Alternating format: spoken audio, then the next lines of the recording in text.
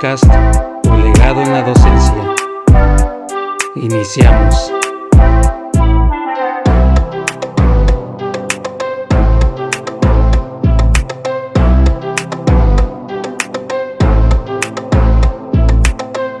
Hola, ¿qué tal? Muy buenos días. Los saludo aquí con el gusto de siempre. Aquí en este su programa que tiene que ver con docencia, con ser maestro, con ser docente, con estar en una profesión en la cual después de una especie de junta sindical, sí, la junta sindical que tuvimos, estuvimos coincidiendo en que no hay apoyo, en que los compañeros docentes no asisten, y precisamente es en ese tipo de reuniones donde más se ve que dónde está el apoyo, dónde están las cosas que uno muchas veces pide, que uno quiere la información, uno quiere el apoyo, uno quiere informarse y sobre todo saber a dónde acudir o que se revise determinado caso, y resulta que a la mera hora no vamos a lo más importante, que es una junta sindical, que es donde ahora sí se ponderan y se ven todos los detalles políticos, logísticos, de docencia, de contratos, de cosas o situaciones sindicales que se pueden ver en el magisterio, con el cual podemos salir beneficiados todos, porque ahí sí se trata lo que políticamente muchas veces se habla. Por ejemplo, el aumento de salario, los permisos, cómo te protegen como docente, como maestro. Todas esas cosas que nos molestan, que decimos dónde está la justicia o dónde está la solución al problema, se ven en este tipo de juntas. Entonces estaban pues hablando que cuando era la mera hora de la verdad de hablar de estas cosas, pues resulta que pues no asisten, no están los interesados, entonces pues no se puede acudir por parte del secretario general, no se puede hacer válida la asamblea. Tiene por ahí un nombre, ahorita no lo recuerdo, pero se refiere eso a que si por ejemplo somos 100 integrantes, debe de haber la mitad más uno, entonces de 100 integrantes, la mitad son 50 más 1, 51, si no de lo contrario no se puede llevar, no se puede formalizar a cabo la asamblea como debe de ser. Como en todas esas juntas, pues se habla de las injusticias, se habla de las cosas que a las cuales nosotros no somos tomados en cuenta. Se habla hasta de repartición de plazas, de que se llegan a repartir ciertas plazas a mano escondida.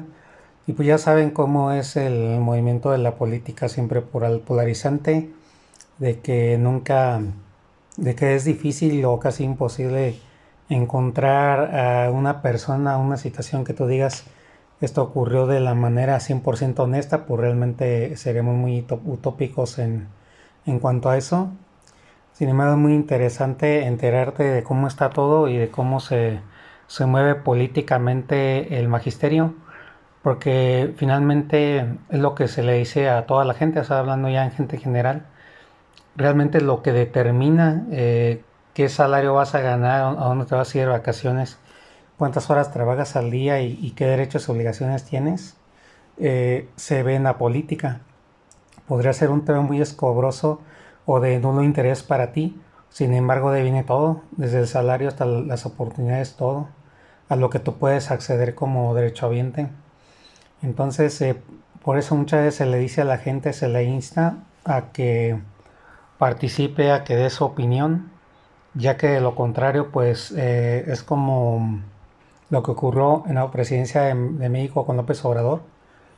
No hubo fraude electoral, aunque hubiera, no hubiera alcanzado para comprar tantos votos, ni siquiera el modo en que está el sistema corrupto, hacer un fraude de cierta magnitud ya le iba a perjudicar, porque era tan evidente el apoyo tan masivo que recibió el presidente, el expresidente ahora, que se hubiera visto demasiado obvio lo que hubiera pasado, aparte de que la gente ya estaba harta y se hubiera hecho ahora sí, yo creo que de armas tomar, o sea, hubiera sido un escándalo mundial. Se hubiera metido mucho en problemas el sistema si se hubiera hecho ahí un fraude electoral, entonces ahí yo que no les convino. ¿Eso por qué? Por la unión de la gente, porque la gente estaba informada. López Obrador, lo que sea, le apostó a ir de comunidad en comunidad, de casa en casa.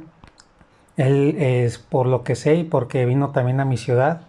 Me consta que él visitó ciudades o lugares que son como marginados, de esos que no toman en cuenta normalmente los políticos, porque pues ellos siempre se mueven en las altas esferas y pues con la gente pues de caché, ¿no? La gente de alta sociedad. Entonces él apostó a los pobres siempre, a las comunidades rurales, a ir a los pueblitos o a los rincones de la ciudad donde menos visita tienen o menos atención se les da respecto a darles una voz, un voto. Bueno, el voto sí lo tienen, pero me refiero a un voto de confianza con ellos. Y a ponerse a escucharlos y ver sus necesidades y ver cómo viven. Y el expresidente pues hizo eso durante más de 30 años que duró su campaña política, por lo que yo sé. Y ahí están los resultados, un cambio en la transformación en el país. Cosas que nunca se habían visto antes ya se están viendo. Ya independientemente del partido que ustedes sean y si le van o no le van a Morena, realmente es un ejemplo a tomar en cuenta con lo que estamos hablando de que debemos interesarnos en la política también, porque pues de ahí viene nuestro sueldo, vienen nuestras oportunidades, viene todo lo que nuestro futuro financiero y bienestar económico y social y familiar viene de ahí, lo determina el gobierno, lo determina la política. Bueno, señores, voy a pasar a, ahora sí a hablar de lo que es el tema de hoy. Me pareció algo tan importante y tan necesario que a veces, nos parece dos cosas que nos parece obvio y sin embargo no le prestamos la debida atención. Y el capítulo hoy se llama La importancia de jugar como un niño. Resulta que me encontré unas grabaciones de VHS, las cuales pudimos pasar por medio de un aparato convertidor a DVD.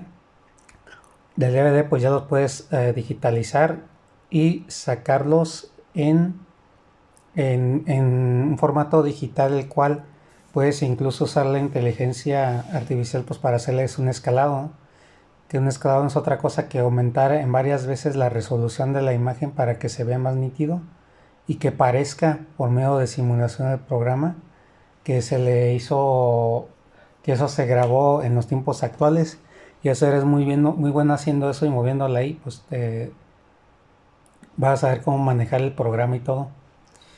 Y entonces yo me encontré unos videos de cuando fui niño, como eso de los 6 7 años todavía tenía yo. Fue la grabación, una grabación random que hizo mi señor padre en la casa en la que estábamos. Y también nos grabó en una fiesta y también en los días de Reyes, como eran los días de Reyes con nosotros.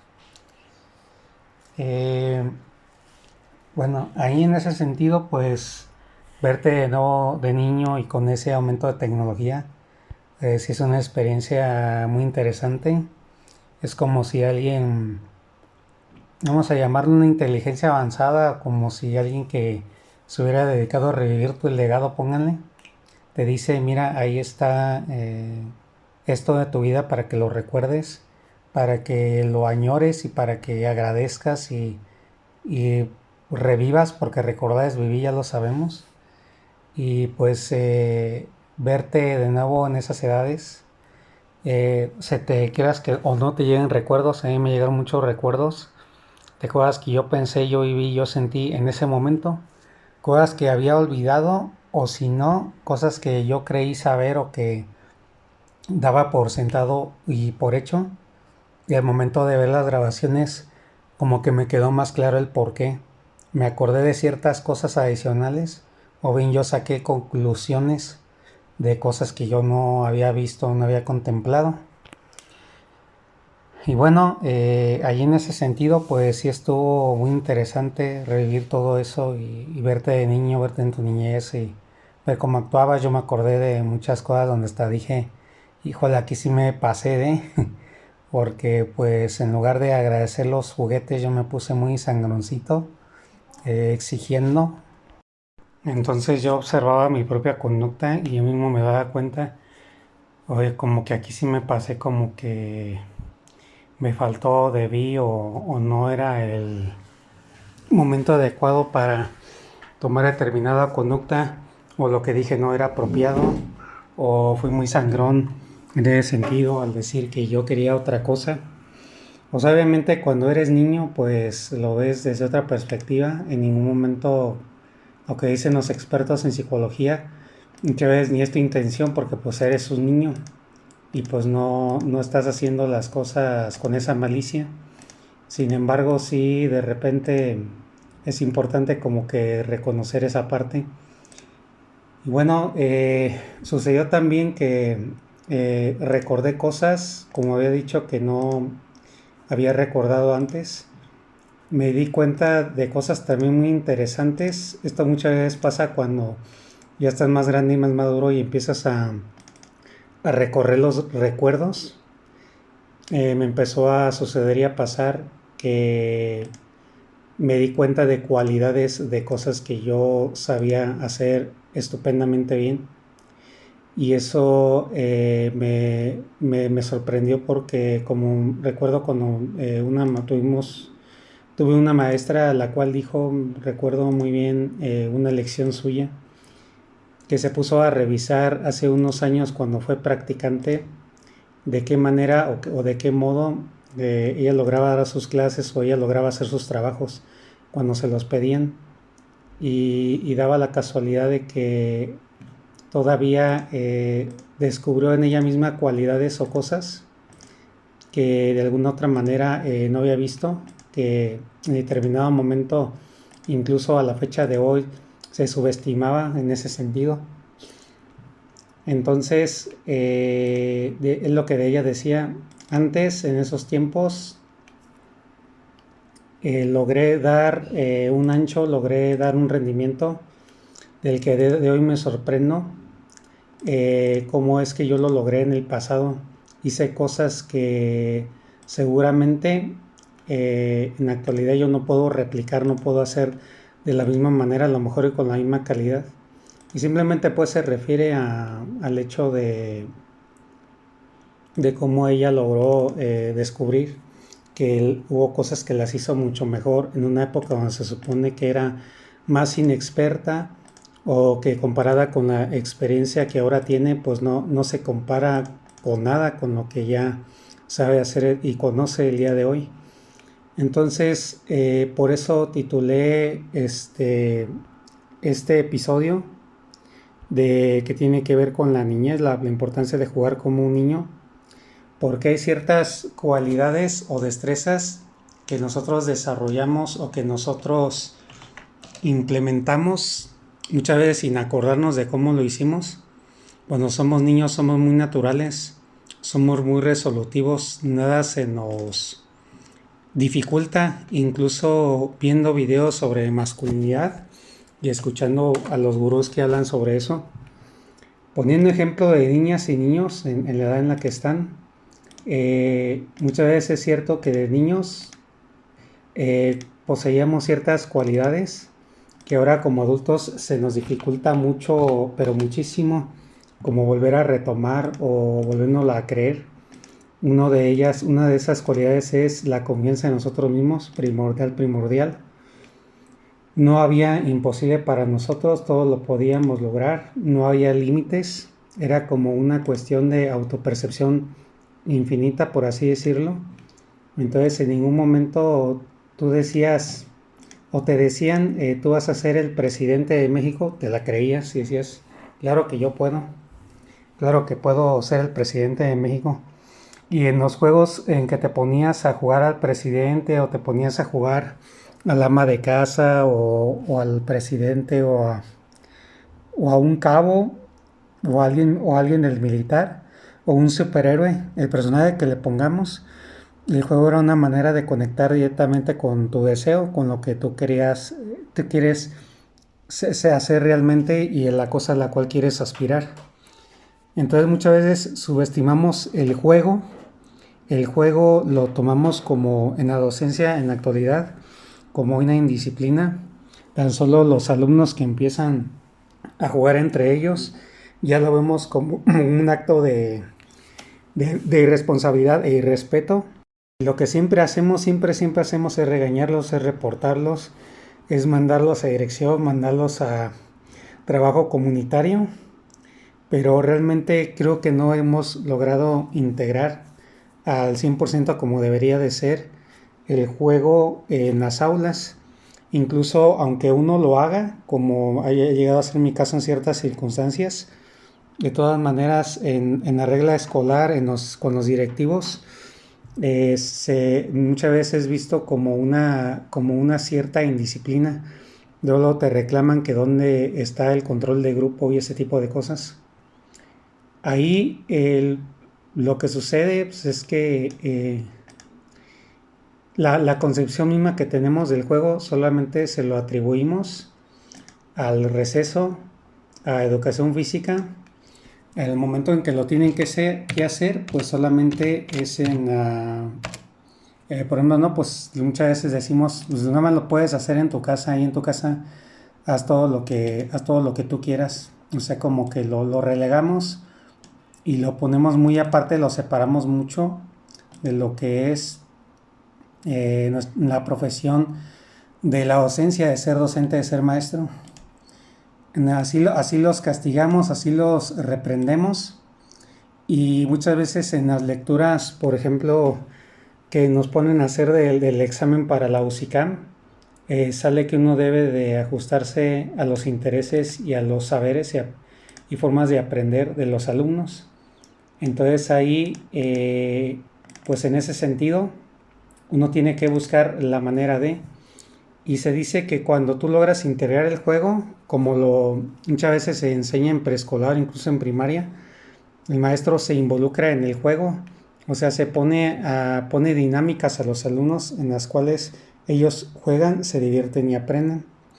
Ahora, por qué se habla o por qué hablo yo de la importancia de hacerlo como los niños? Porque hay que jugar como un niño. Bueno, esto lo podemos atribuir a una parte ancestral del asunto, el hecho de que, por ejemplo, en el reino animal, en la época de la caverna o los ancestros, el juego es sinónimo de aprendizaje para la caza, de aprendizaje para el momento de la verdad, el momento en el que tú estás aprendiendo a ser adulto o el animal está aprendiendo a ser un gran cazador. Entonces, cuando se ponen a jugar entre cachorros, sobre todo, o cuando se ponen a disque atrapar un insecto en, en la sabana o en las hierbas, no es, y cuando ves por ejemplo, en el caso de los felinos, agudizando sus sentidos y los ves como hiperactivos queriendo atraparlo, no es otra cosa que eso, es el juego depredador, es el juego que los prepara para las cosas que van a vivir en la vida. Entonces, he estado viendo que, por ejemplo, en la docencia no se está permitiendo esa parte del juego en los alumnos, porque obviamente tiene que haber la disciplina que debe de haber en un salón de clases. Pero muchas veces el juego también ayuda a desinhibir, ayuda a que no estés todo el tiempo serio y que no te aburran las clases o que lo que estás haciendo sea divertido para ti, o sea, no lo veas menos pesado. Si no te gusta, pues ya lo ves menos difícil para ti. ¿Por qué? Porque en el juego se activan ciertos mecanismos que tiene que ver, por ejemplo, con la relajación, las endorfinas que se liberan en los cuerpos, lo que es la desinhibición, la confianza. Tú también al ponerte a jugar con los alumnos, es la forma en que ellos te invitan a su mundo, o sea, es la forma en la que tú te ganas la confianza de ellos y es la manera en cómo te hacen más caso, irónicamente hablando, y es la forma también en la cual tú adquieres, aunque no lo parezca, como que respeto y confianza, te ganas la confianza de ellos y ganas, como quien dice, pues cierta autoridad. Eso también te puede dar autoridad si lo sabes manejar. Entonces, en el juego es un exhibidor, es un abridor, es una eh, forma o manera en la que tú puedes acceder más rápidamente a lo que es la confianza, el hecho de que sea, a ellos contigo sea más fácil que tú puedas operar o que tú puedas llegarles, que ellos es más fácil que ellos acepten la información que les quieres transmitir. Aparte, a través del juego, tú estás siendo muy dinámico porque les estás presentando a los alumnos una forma diferente, innovadora de ver las cosas, de hacerles llegar el mensaje. Por ejemplo, yo me acuerdo cuando estuve en un grupo salesiano, de las cosas que se hablaban, por ejemplo, con el coordinador, cuando hablábamos de cómo transmitir el mensaje de Dios. Una de las cosas que decía es preparar dinámicas en las cuales primero se ponía a jugar a los chavos, se ponía a jugar a los simpatizantes, meterlos en juegos y en dinámicas, que la papa caliente, que brincar uno arriba del otro y luego esperar el turno. Y así de esa manera se les desinhibe, agarran ellos la confianza, están relajados. Muy importante que esté relajada la audiencia. Ganan confianza contigo, se sienten a gusto en el lugar en el que están más activos, están más listos para aprender porque tienen menos cosas encima que se los impiden. Si tenían una molestia que no los dejaba concentrarse con el juego, se desinhiben y se les saca, se les sale eso que los estaba perjudicando. Muchas veces el juego, por extraño que parezca, ayuda un montón de cosas, entre ellos a liberarte de malos pensamientos también, de estados anímicos que te pueden estar perjudicando, incluso enfermando. Entonces ya hasta después de todas las dinámicas y los juegos, recuerdo mucho que el coordinador dijo: ahora sí vamos a aterrizar en las enseñanzas de Jesús. Mira, por eso Jesús dijo esto en su palabra, por eso Jesús dio la vida por nosotros, por eso Jesús hace como una forma de explicarles en el lenguaje de la audiencia a la cual te diriges, el por qué es bueno seguir la palabra del Mesías. Entonces así, si tú sigues esa estrategia en el aula, de la manera en que se permita también, porque pues hay directivos y escuelas donde a veces eso no es muy buen visto. Si lo entregas en tu planeación en muchas escuelas, pues no hay problema, está en tu planeación, de alguna manera eso te ampara porque pues ahí lo tienes. Pero hay ocasiones en las que pues se mete el director o la directora, ¿no? Y dice, es que tiene un relajo, es que la disciplina se le encargo. O maestro trae un relajo, como muchas veces se llegan a meter, incluso a veces hasta interrumpir tu clase. Entonces, o simplemente te dicen, no, es que no los puede tener en el área de la deportiva o en el área de los deportes, de los juegos, como lo puede ser, por ejemplo, la cancha de básquetbol, de fútbol, porque pues por una lesión o algo, pues usted es el responsable. Entonces es otro de los problemas también. Pero si tú encuentras la forma de integrarlo en tu bitácora curricular, en tu planeación, y se te acepta, tú puedes incluir juegos y dinámicas incluso que no sean escandalosas física ni verbalmente, que no estén los alumnos todos desbordados, todos idos y indisciplinados. Simplemente pues ahí te pones, sí, hay ciertas dinámicas que puedes hacer grupales, donde pues tú vas a decir el nombre, te voy a decir unas palabras, luego tú esas palabras se las pasas al de atrás, al de la fila de atrás, luego se las pasas al de la fila de atrás, y así como tipo teléfono descompuesto. Juegos de palabras dinámicas que tengan que ver con los sentidos, que los activen, que los tengan atentos. Pueden ser trabalenguas, puede ser alguna cosa, y pues no, los alumnos en ningún momento se te van a parar en su sitio, o que vayan a hacer un relajo pues así destronado. Y bueno, En ese sentido, pues es una buena forma de acercarte. Como te lo decía, eso es como un hack. Como cuando se dice hackear, es que tú hackeas al alumno, por así decirlo, en todo el buen sentido de la palabra. Y con ese alumno tú lo que haces es que si estaba muy defensivo o no te ponía atención o no se le hacía agradable tu materia y no le podías meter la información y por lo mismo se te hacía relajiento, con ese hack, así se le llega a decir, tú logras romper toda esa barrera y logras aterrizar lo que tú quieres a través del juego, de la dinámica. Porque hablando de, por ejemplo, de cuestiones básicas de la interacción humana y social, nosotros no nos abrimos frente a los que nos sentimos amenazados o a los que no les tenemos la confianza. Es muy difícil que, por ejemplo, le agarremos la plena confianza a alguien si no lo conocemos y más si nosotros ya en nuestra cabeza nos formamos una conjetura o decidimos, ya sea por trama o por alguna otra cosa, que esa persona no es buena o ya nos cayó gordo o mal, se la ponemos difícil y pesada y es muy difícil que de repente nosotros nos abramos y tengamos apertura con esa persona. Y bueno, ya en ese sentido, pues ya así es como logras de algún modo hackearlo, de algún modo entrar directamente. Y otra de las importancias de jugar como un niño o de hacer las cosas como un niño es por las cualidades que yo mencioné en un momento del podcast. Hablé de la tremenda confianza que te tienes, para ti no hay imposibles. Y que cuando fuimos niños tuvimos rasgos de personalidad. No digo que no los tengamos, sino como que nos programaron de tal modo para que ya no lo tengamos o lo ejerzamos. Hay una persona que yo sigo a la cual la llama como castración emocional.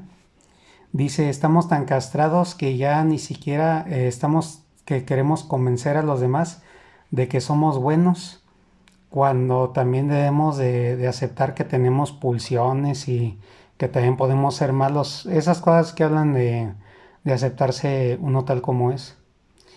Bueno, ahí en esa parte también habla del gran condicionamiento al que fuimos formados, que tuvimos que dejar de pensar y de actuar como cuando fuimos niños, tuvimos que crecer, tuvimos que hacer frente al crecimiento, a las responsabilidades, a las cosas las que teníamos que encarar y que ya no podíamos resolver, acatar o resolver si seguíamos pues en la misma etapa de siempre, o sea, obviamente con crecimiento personal, pues eso se tiene que hacer sí o sí si vas a madurar en ese proceso natural de la vida. Y luego, pero lo que pasa es que no nos enseñaron a cómo conservar o a cómo potenciar o cómo utilizar nuestras cualidades que nos quedaron de niños, cómo utilizarlas para sumarlas y potenciar lo que ya podemos hacer como adultos. O sea, más bien se nos enseñó como a reprimirlo, como a que eso es malo, eso lo debes de olvidar, eso ya no lo puedes hacer, tienes que dejar de pensar así, tienes que dejar de sentirte de este modo. Y la manera en como la sociedad, incluso los padres nos dedican en ese modo, en ese punto, es como que te tienes que amarrar, te tienes que aguantar o como que tienes que enterrar, no trascender, no agradecer siquiera, no transmutar, o sea, eso rara vez se nos enseña. Entonces un crecimiento sano de una persona, un ser humano, es que sigue siendo el mismo niño de siempre, pero vas adquiriendo nuevas áreas de responsabilidad, nuevas habilidades, nuevas cosas que te va dando la adultez o que te va dando la etapa de vida por la que estás pasando. Y si tú no andas bien ahí, por eso luego ocurren problemas de identidad, problemas de que no sabes cómo reaccionar ante ciertas situaciones, te sientes como un amateur, sientes que no diste el ancho o respondiste a una etapa, es lo que dicen de la inmadurez, ¿no? Una etapa en la cual dejas salir ese niño, pero de una manera pues incorrecta, que no resolutiva, sino que lo resolviste todo como desde el berrinche de un niño, que es lo que se llega a decir. Entonces, si estamos bien en esas áreas, la única forma de lograr un crecimiento sano, pues es tener una convivencia sana, que hayamos tenido un entorno muy padre, muy adecuado para tener una niñez pues en todas sus luces súper buena y que no hayamos sufrido traumas, pero sabemos que eso es casi imposible para, se podría decir que para la mayoría de la gente.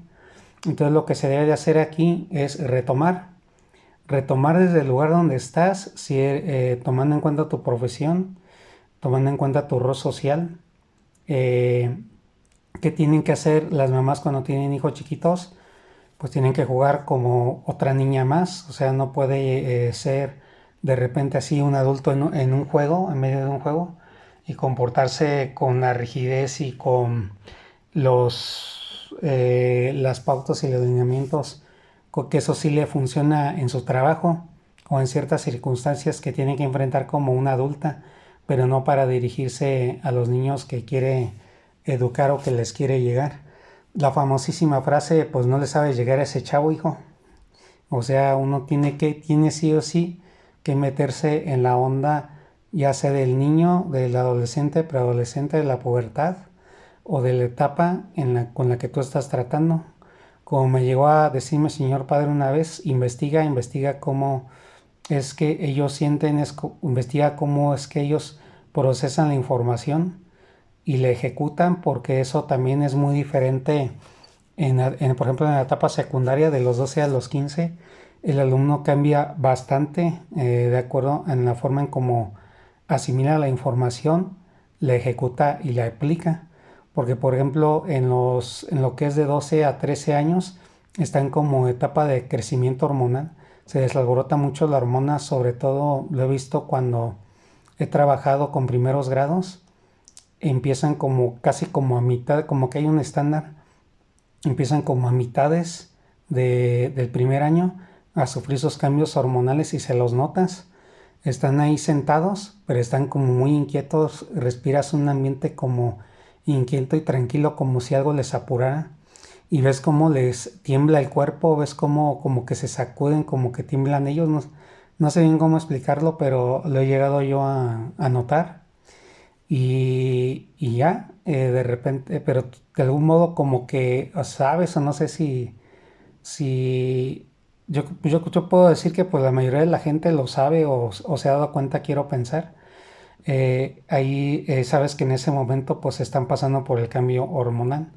Lo he visto en grupos de primero y también todavía en grupos de segundo.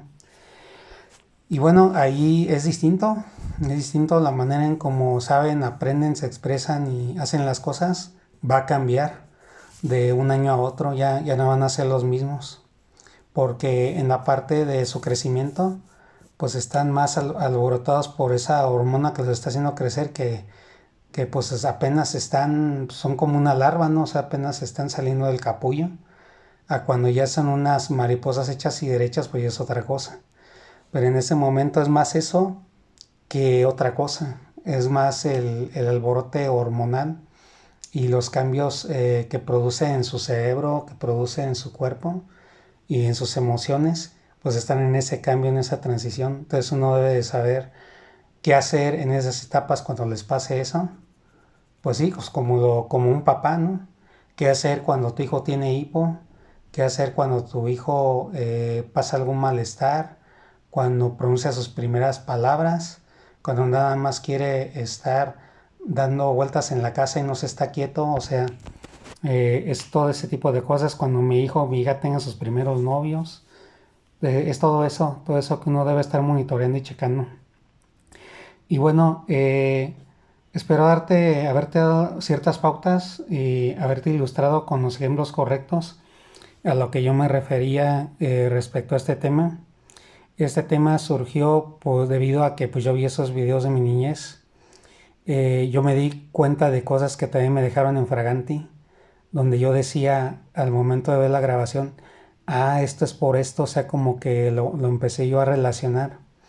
Y como dice en la psicología, no hay nada más padre, revelador y liberador cuando tú mismo te das cuenta del por qué tú estableciste o tú tuviste determinada conducta en determinado momento de tu vida, cuando tú ya siendo por el simple recuerdo de que de pronto te acordaste, o porque lo viste en la tele, o porque lo leíste en un libro, o lo viste o lo escuchaste en un podcast, eh, algo hace clic en ti, algo te hace decir, te ancla el recuerdo de determinado momento en tu vida, y es cuando sacas conclusiones donde te cae la iluminación y te cae el 20. No, pues con razón no confío yo en la gente, con razón soy perdedizo y olvidadizo, con razón se me dificulta abrirme a los demás, cuando me dan un abrazo pues no lo doy bien y como que lo doy a medias, o no me gusta ser muy abierto y abrazar a la gente, o se me dificulta expresar cariño, ¿no? O no soy hábil socialmente, de todo me enojo. Entonces lo que dicen en psicología, cuando tienes esos momentos de revelación del por qué eres así, es muy liberador y muy sanador. Entonces, señores, espero que lo hayan disfrutado, que si eres maestro te haya servido de algo, para que estas enseñanzas, estos ejemplos que te puse, si crees que alguno te puede servir para integrarlo a tu currículum docente o tu forma de dar las clases, créeme que vas a hacer una gran diferencia. A los alumnos primero hay que tratarlos bien y les tienes que caer muy bien a los alumnos.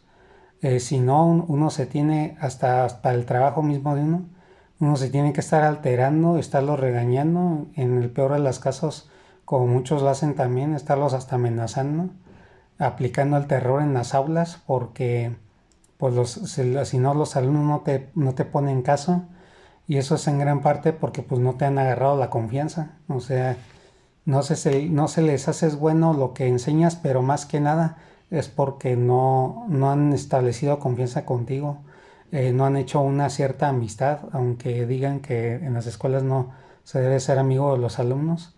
De todas maneras sí debe de haber una parte de eso para que ellos te tengan la confianza. Una vez teniendo eso, ya todo lo demás es fácil, porque alguien que le tienen confianza lo van a escuchar, lo van a comprender, van a hacer lo que esta persona les dice y sobre todo van a confiar en él. Luego sucede que te platican cosas o que te buscan para determinado consejo.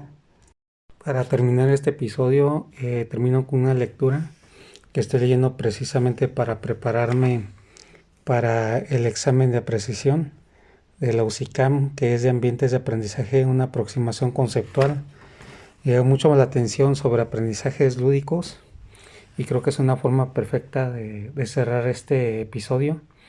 Y dice así: la lúdica es una dimensión que cada día ha venido tomando mayor importancia en los ambientes educativos, particularmente porque parece escapar a la pretensión instrumentalista que caracteriza a la escuela.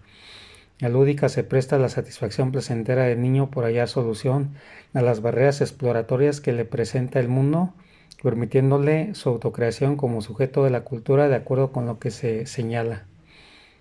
Es importante resaltar la relación existente entre el juego, pensamiento y el lenguaje, tomando el juego como parte vital del niño que le permite conocer su entorno y desarrollar procesos mentales superiores que lo inscriben en un mundo humanizado.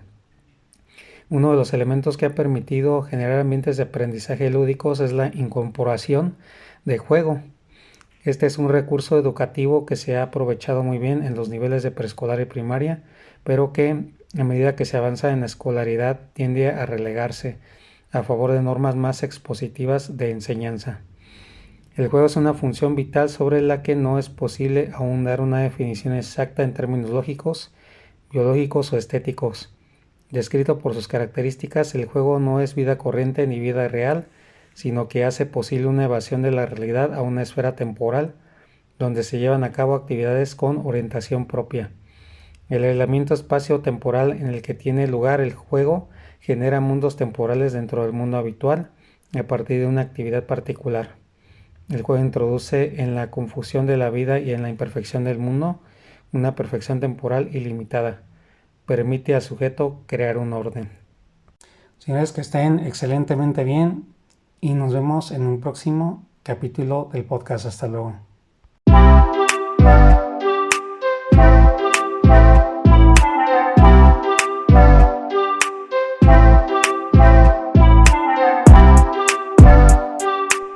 Un placer que nos hayas acompañado. Hasta el siguiente.